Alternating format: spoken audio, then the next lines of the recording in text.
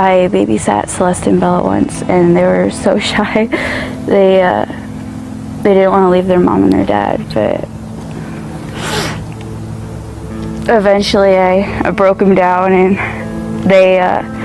they grew attached to me, I guess, in a way, because Celeste wouldn't even leave my leg.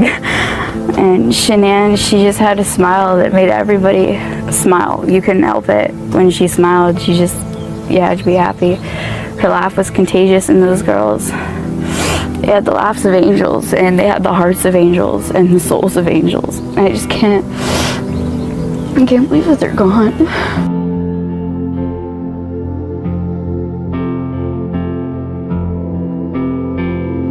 I don't think any of us expected this. I definitely didn't, and I'm so sorry.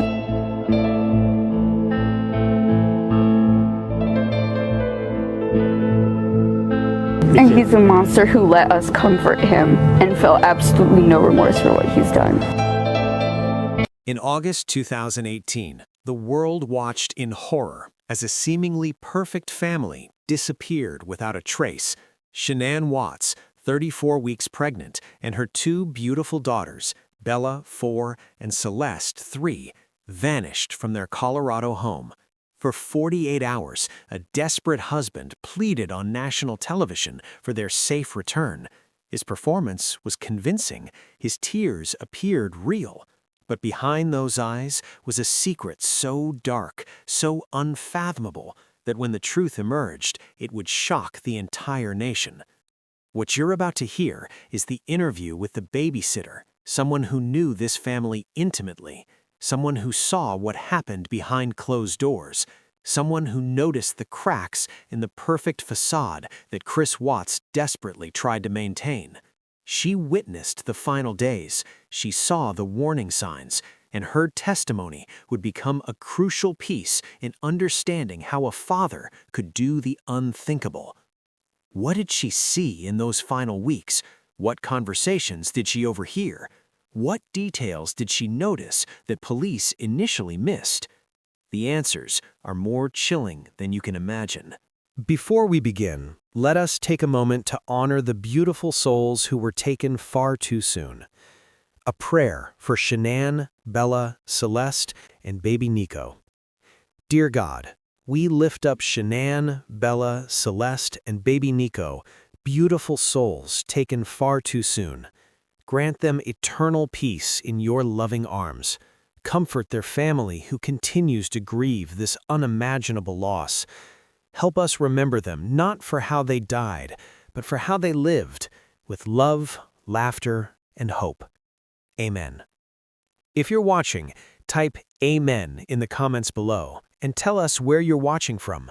Let's honor Shanann, Bella, Celeste, and Nico together as a global community. Now, let's hear from the babysitter who knew this family and the disturbing truth she revealed. Just so the recording knows, your dad is Jeremy? Yes. And Jeremy knows you're talking with me right yes. now? Okay. So we're talking about Chris and Shanann Watts and some responsibilities you might have had for babysitting their children. Yes. So how long have you known Chris and Shanann? My dad used to work with them, and I think I got to meet them when I was around 6 or 7 years old. So Jeremy is your dad? Yes. And who did he work with? He worked with both of them. They both worked at Longmont Ford. Shanann was a salesperson, and Chris was a mechanic. Okay. Do you remember when that was?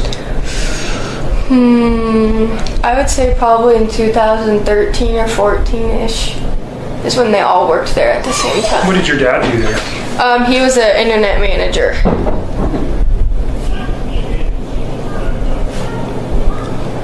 Does your dad still work at? No, he works at Siltahar Motors now. Works at Siltahar, okay, down in Boulder. Yeah. And do you know what Chris and Shanann do now? Yes. Shanann advertises this thing called Thrive, which is a patch you wear that gives you like energy boosts, I guess. And then Chris does the oil company where they drill on the ground to find oil. I think it's called Anadarko. Anadarko, Yeah. so he works there. Yes. And Shanann, mainly work from home? Yes. Or does she travel, or?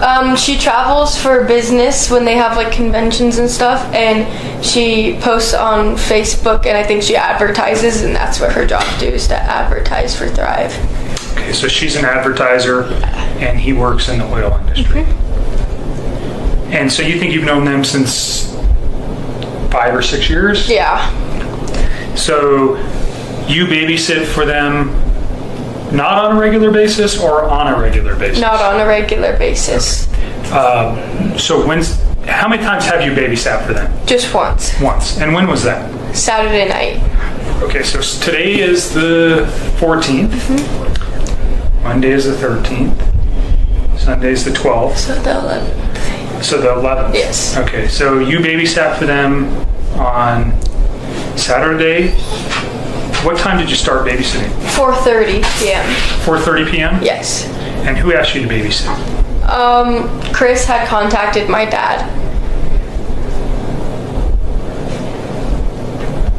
On what day? Friday. Do you know what time? No, I do not know what time. And he asked, if I could babysit their kids while he went to the Rockies game and Shanann was out of town. do you know who he was going to the Rockies game with? He said something about how it was with his work or something from his work. Because my dad was going to the Broncos game that night. And my dad had invited him to go to the Broncos game because he had an extra ticket. And he said he couldn't because this is something from work. So friends or something from work? Yeah. Did you see, so what time, how did you get to his house? Did you babysit there or did he come here? I went there, my mom dropped me off. And that was on Saturday. Yes. Your mom, what's your mom's name? Jennifer. Lindstrom? Yes. Do you know your mom's birthday? July 1st, 1981. It's awesome you know your mom's birthday. So Saturday your mom drops you off. What time? 4:30. Was anybody at the house? Chris and his 2 daughters. Okay. What are his daughters' names? Celeste and Bella. How old's Celeste? She's 3 and Bella is 4. Anybody else at the house besides those 3? No. So tell me what happens. Your mom drops you off. Does your mom come in with you? No. You just get out? Yeah. Go in by yourself? Yeah. Okay. Do you have a cell phone? I do. What's your number? 720.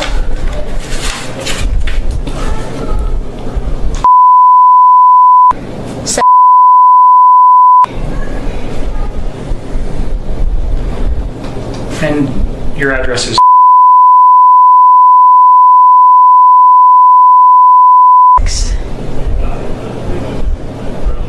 So you go into the house. Chris, Celeste, and Bella are there. All right. And does Chris tell you what he wants you to do, or tell me what Chris tells you? And you said, sorry, let me back up real quick.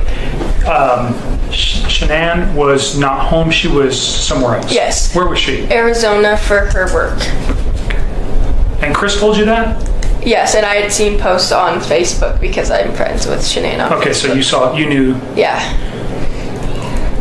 But Chris told you the same. Yes. Okay. So just tell me your conversation with Chris when you show up. I walked in and then he asked what kind of pizza I liked because he was going to order me and the girls pizza for dinner. So he got on the phone and ordered them pizza. He gave them their medicine before he left because he didn't want me to have to worry about that.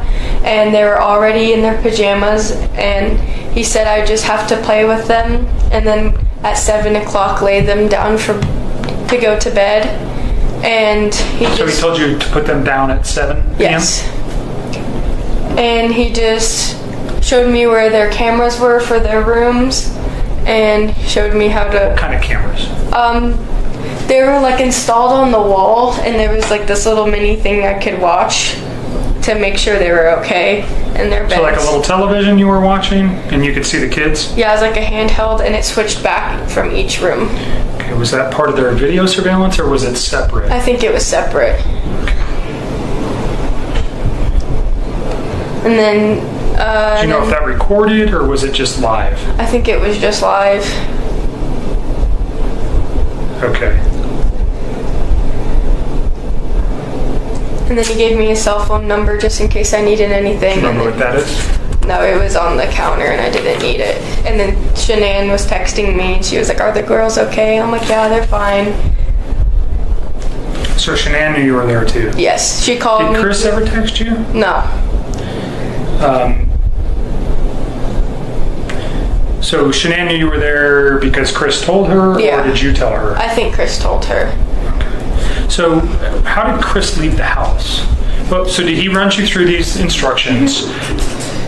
Do you recall what the girls were wearing? Yes, they were wearing 2 nightgowns, and actually a police officer came over today and they had pictures and they told me to pick out which ones they were wearing. So they went through that with you. And can you just describe them, what they were wearing, if you remember? They were 2 nightgowns, and I think one was blue, and they just had like little kid, like stars and hearts and sparkles and stuff on them. Okay. And I think the other one was like a peach color. Okay. You remember what was on that one? What's that? Do you remember what was on that one? They were kind of similar. It's still like the stars and the hearts. And Okay. I have a Remember what- picture of what Cece was wearing. Did you take a picture of her that night? Chris took the picture, I'm pretty sure. On your phone? No, he posted it on Facebook, or Shanann posted it, because he was sending them pictures of the girls when she was checking in on them. Okay, tell me how somebody got a picture of the girls that night. I'm pretty sure it's taken on Chris's phone, and then I'm guessing he sent it to her, and then she had posted it on Facebook, so that's how I saw it. Prior to him leaving for the game? I can check when she posted it. Okay. Because I noticed that was the same exact thing she was wearing when I came over to watch them. It was... Yeah, she posted it on Saturday at 10:30 at night, and that's the night I babysat. Can I see that picture? Yes. That's the youngest one, Celeste, but she goes by Cece too.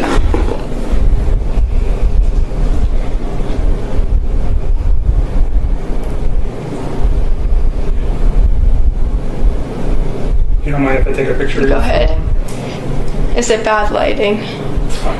Okay.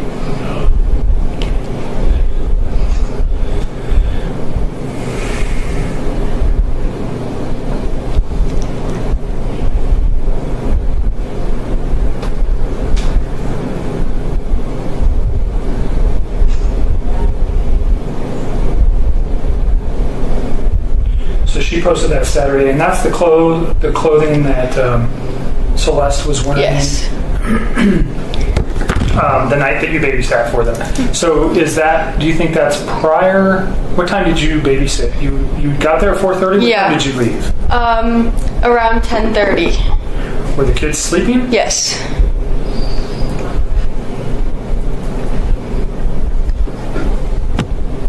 So I'm guessing that was before I came because it's light.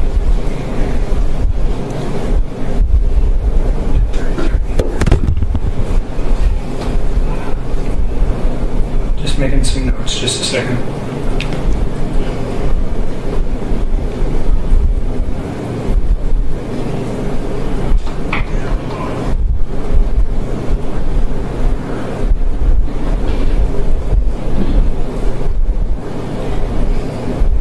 So you did not send that picture to Shanann? Mm-mm. Chris must have. Yes.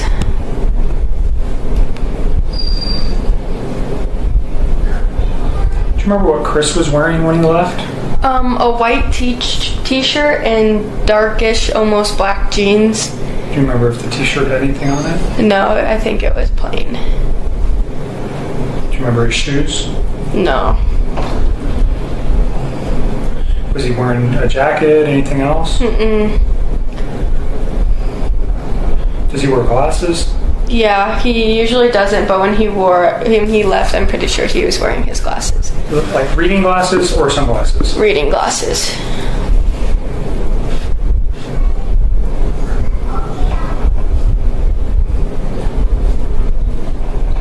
And he left you a phone number to reach him. Mm-hmm. Do you know what that, again, you said it was just written down on the counter? It was written on a note? Yeah. Okay. Do you know who he left with? No. Did you see the vehicle or the car that he left in? No, he told me to go distract the kids while he left so they didn't get upset that he was leaving. Did you hear a car? No. Did he take his own truck, or do you think he left with somebody? I'm not sure because his work truck was parked in front of the house, and I never looked in the garage or anything to see if any vehicles. Did the work truck ever leave? No. What's his work truck look like? It's big and brown, and it has like a bunch of mechanical stuff on the back of it. It looks like for the oil fields. Does it have any markings on it? No. Does it say the name of the business? No, it's blank. Because I remember the girls kept pointing it out because they're like, that's my daddy's truck.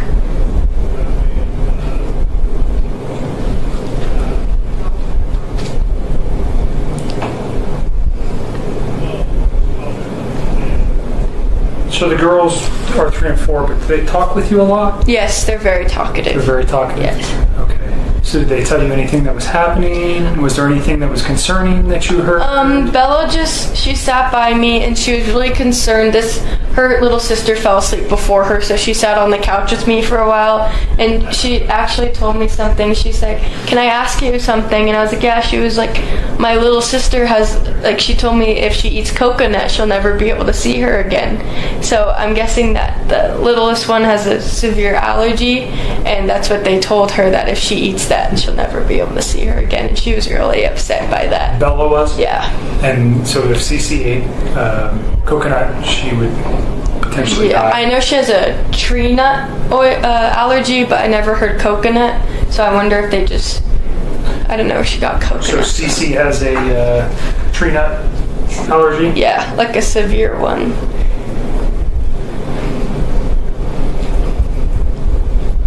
Okay. So you watch the children.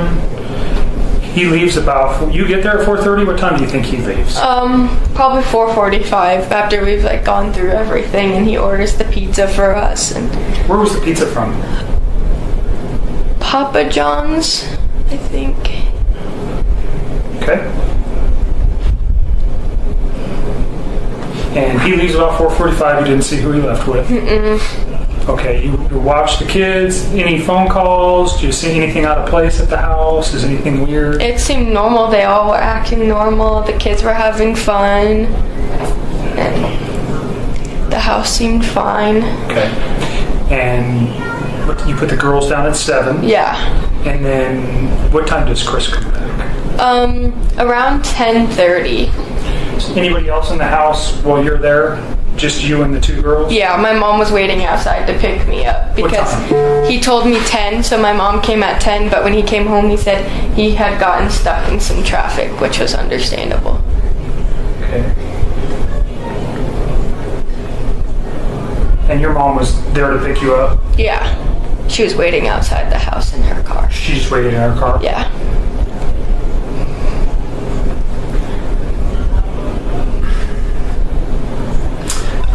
He gets home at 10:30, and he was at the Rockies game, right? Yes. That's where he said he was going? Yes. Did he mention anything that happened, or? He just gave me the money and I left. He didn't tell you? He said he got stuck in traffic? Yeah.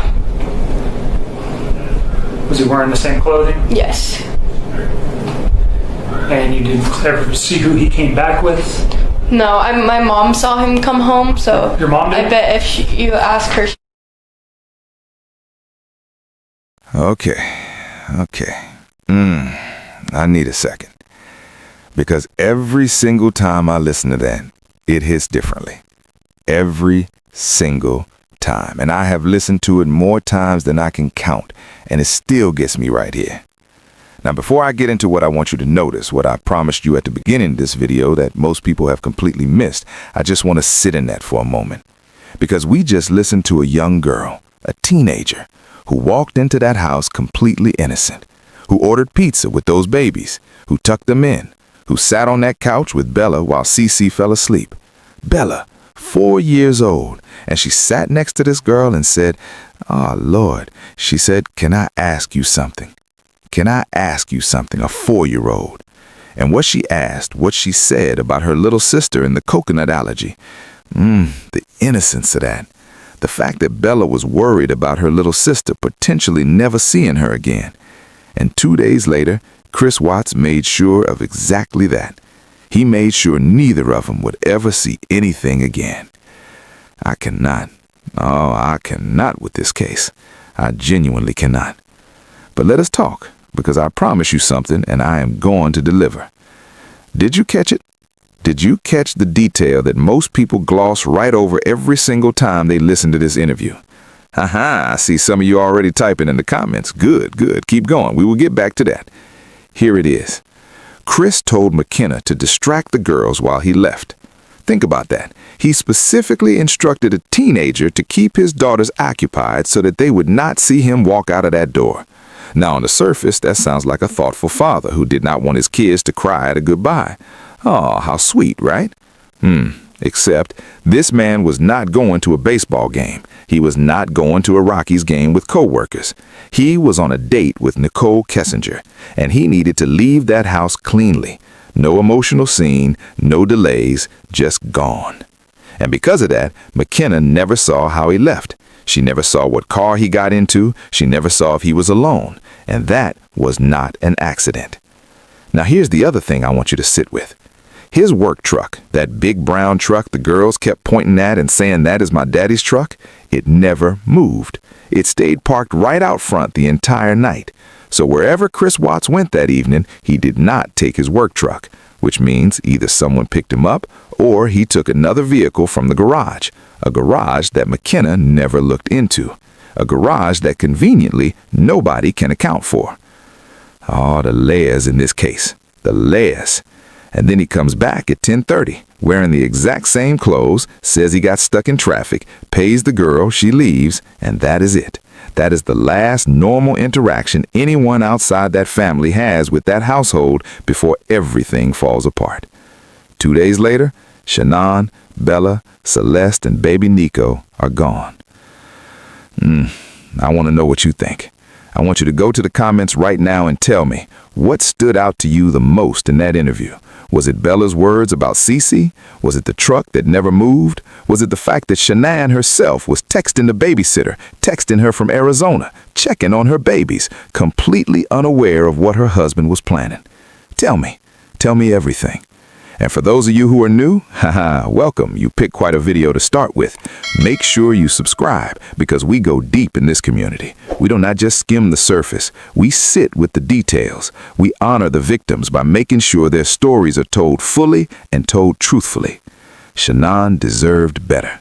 Bella deserved better. Celeste deserved better. Baby Nico deserved a chance at life. And the least we can do, the very least, is make sure the world never forgets them. Type the names in the comments. Just the names. Shanann, Bella, Celeste, Nico. Let the algorithm see it. Let the world see it. Let them know they are remembered. I love you all so much. Thank you for watching to the end. You have no idea what this community means to me. And as always, for those of you still searching for answers in your own lives, keep going. Keep going. Your answers are coming. I will see you in the next one. God bless you all.